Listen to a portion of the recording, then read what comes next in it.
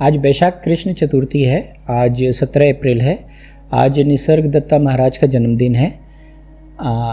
उनका जन्म का नाम मारुति शिवराम पंत कामली था और उनके पिता का नाम शिवराम पंत कामली और माता पार्वती बाई है।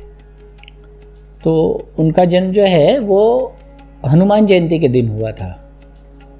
तो हनुमान जयंती के दिन हुआ था इसलिए उनका नाम मारुति था। तो बचपन में उनको मारुति कहते थे, मारुति कामली। तो मारुति कामली जी का जन्म इस ढंग से हुआ और इस तरीके से उसका नाम पड़ा। और बहुत गरीब परिवार में जन्म हुआ उनका। वैसे तो जन्मे वो बॉम्बे में, फिर वो कुछ दिनों बाद उनके पिताजी बॉम्बे छोड़कर गांव चले गए, फिर गांव से बॉम्बे वापस आए, ऐसी बात है। तो बॉम्बे जब वापस आए तो उन्होंने व्यवसाय शुरू किया और एक बीड़ी की दुकान करी। फिर बीड़ी दुकान बहुत चलने लगा, अच्छा व्यवसाय चलने लगा। धीरे धीरे उनके 8 दुकान हो गए और मारुति कामली जो हैं मारुति सेठ बन गए। तो मारुति सेठ के नाम से लोग उनको जानते थे। तो सेठ तो बन गए लेकिन प्यास कहीं ना कहीं थी, कुछ ढूंढ रहे थे, प्यासे थे, कुछ था जो कमी था उनके जीवन में, ऐसा उन्हें हमेशा आभास रहता था। तो ये प्यास गहरी होती गई समय के साथ साथ। और ये जो प्यास है वो तो तभी मिटेगी जब पानी मिलेगा। और ये प्यास किसकी थी? प्यास थी परमात्मा की, प्यास थी सच्चाई की। क्योंकि प्यास उनकी बचपन से ही, हमें बचपन से ही पता चलता है कि उनकी प्यास थी। जैसे जब वो खेत में काम करते थे ना, तो वो अपने पिताजी को कहते थे कि पिताजी हम लोग खेत में तो इतने छोटे छोटे बीज डाल देते हैं और एक बीज से इतने अनाज होते हैं, इतने बड़े बड़े, ये कैसे होता है? ये रूपांतरण कैसे होता है?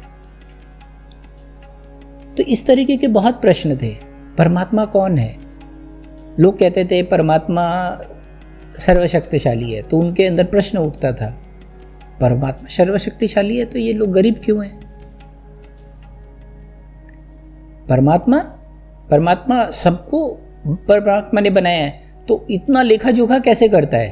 तो इस तरीके के सवाल लेकर वो जिए और ये प्यास गहरी होती चली गई। फिर एक समय आया और उनको एक मित्र ने एक गुरु से मिलाया। नाथ पंथ के गुरु थे, नवनाथ संप्रदाय के, इच्छागिरी संप्रदाय से थे सिद्ध रामेश्वर महाराज। तो उनसे उन्होंने दीक्षा ली और दीक्षा लेने के बाद उनको एक मंत्र मिला और उस मंत्र से उनका जीवन रूपांतरण हुआ। बिल्कुल वो बदल गए। मंत्र क्या था? मंत्र था मैं हूं, मैं हूं, मैं हूं, बस इतना ही, मैं हूं। आयम आयम आयम। अब देखिए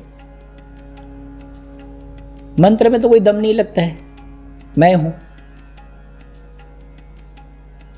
मराठी में कहा होगा। लेकिन मंत्र की शक्ति उसके शब्दों में नहीं है, मंत्र की शक्ति उसके करने में है, उसके भाव में है, उसके वर्तुल बन जाने में है।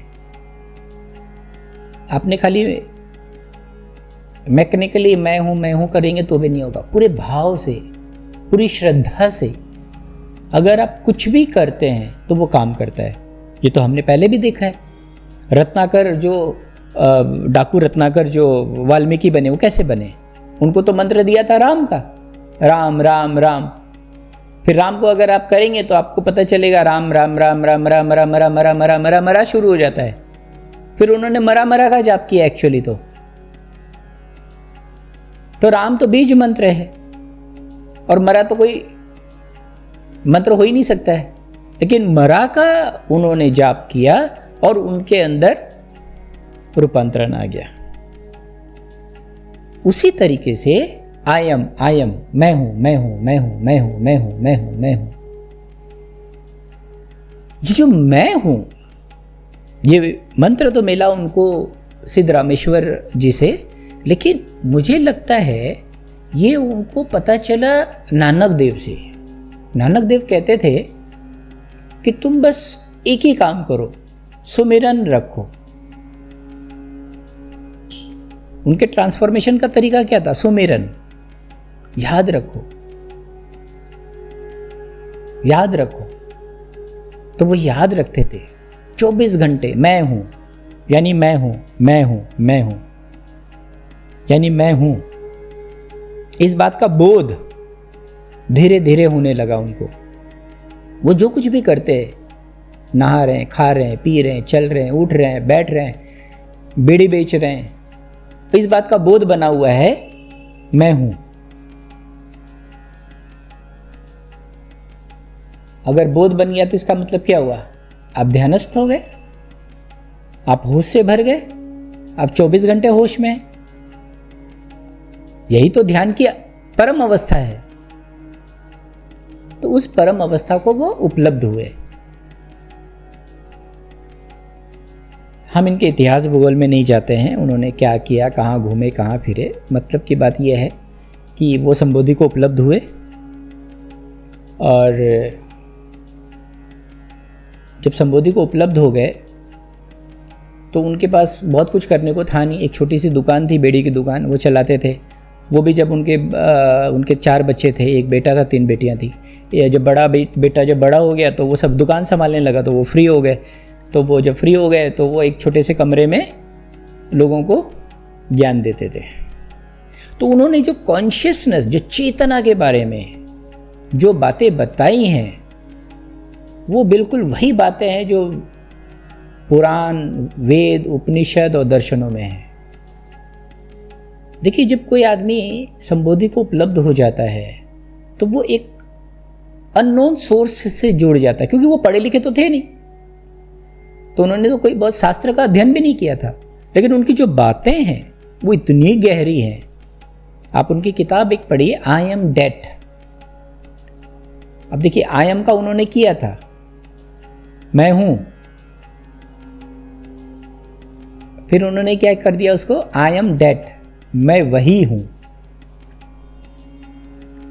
यानी मैं परमात्मा हूं। परमात्मा के अतिरिक्त और कुछ भी नहीं है। यही तो वेदांत का सिद्धांत है।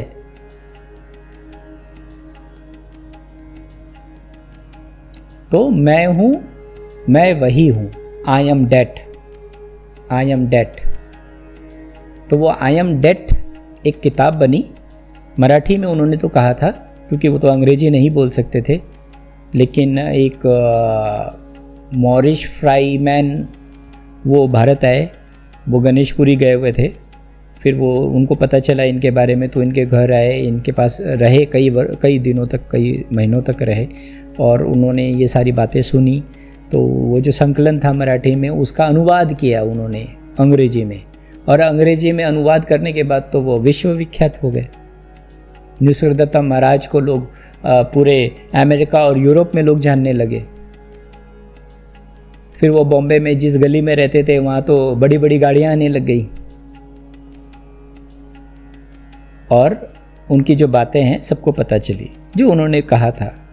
उनकी जो बातें हैं एक से एक बातें हैं, बहुत प्रेरणा के स्रोत हो सकते हैं। प्रेरणा के स्रोत इसलिए हो सकते हैं, मैं कहता हूँ ये शायद आपको कृष्ण, बुद्ध, महावीर से ज़्यादा प्रेरणा के स्रोत हो सकते हैं। क्यों? क्योंकि कई बार तो हम ऐसा मानते हैं कि कृष्ण तो बॉर्न इनलाइटेंड थे, कृष्ण तो भगवान ही थे, बॉर्न इनलाइटेंड भी छोड़ो, तो भगवान की बात ही क्या? भगवान तो हमसे बहुत दूर है, भगवान तो कुछ भी कर सकता है, भगवान तो कुछ भी ज्ञान दे सकता है ना?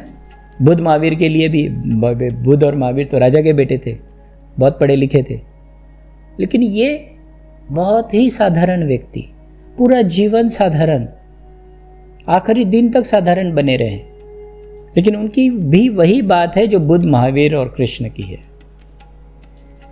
तो मुझे लगता है ये आपके लिए ज़्यादा, लोगों के लिए ज़्यादा प्रेरणा के स्रोत बन सकते हैं। अगर आप गुरु न भी बनाए इनको, क्योंकि इनकी सारी बातें जो हैं, इनकी खुद की जीवन दरिया, वो चेन स्मोकर थे, आखिर में थ्रोट कैंसर से मारे गए। उन्होंने शरीर त्यागा। लेकिन जो दृष्टि मिली वो तो समझने जैसी है। जिस ढंग से उन्होंने मंत्र जाप किया, जिस ढंग से वो ध्यानस्थ हुए, जिस ढंग से उन्होंने संबोधि को पाया, वो उनके पास तो पर्सनल टॉयलेट भी नहीं था, ऐसी दशा में रहते थे और आखिरी दिनों तक रहे। लेकिन उसके बाद भी जो उन्होंने पाया वो विरले ही को मिलता है। तो पाया जा सकता है, हर किसी की संभावना है, इस बात की प्रेरणा है निसर्गदत्त महाराज।